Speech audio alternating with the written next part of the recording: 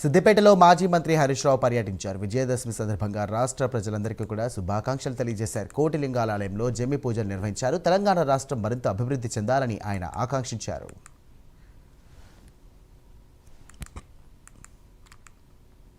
అందరికీ విజయదశమి శుభాకాంక్షలు.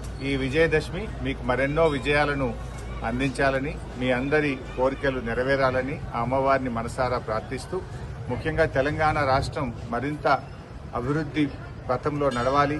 ఈ రాష్ట్రం చిన్న రాష్ట్రమైన, కొత్త రాష్ట్రమైన ఇవాళ కేసీఆర్ గారి నాయకత్వంలో దేశానికి దిశను నిర్దేశించింది.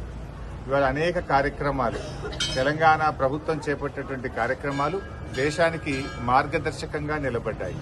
అది మిషన్ భగీరథ కావచ్చు, అది రైతు బంధు పథకం కావచ్చు, అది 1962 కావచ్చు, అది మిషన్ కాకతీయ ద్వారా చెరువుల పునరుద్ధరణ కార్యక్రమం కావచ్చు. ఏదైనా ఇవాళ దేశానికి తెలంగాణ మార్గదర్శకంగా నిలబడడం చాలా సంతోషం. నిన్ననే కేంద్ర ప్రభుత్వం ప్రకటించిన ఫలితాల్లో దేశంలో రైతు ఆత్మహత్యలు గణనీయంగా తగ్గించినటువంటి రాష్ట్రం తెలంగాణ రాష్ట్రం. 95% రైతు ఆత్మహత్యలు తగ్గి రైతుల ముఖాల్లో చిరునవ్వును, ఆనందాన్ని తెలంగాణ రాష్ట్రం నిలిపింది.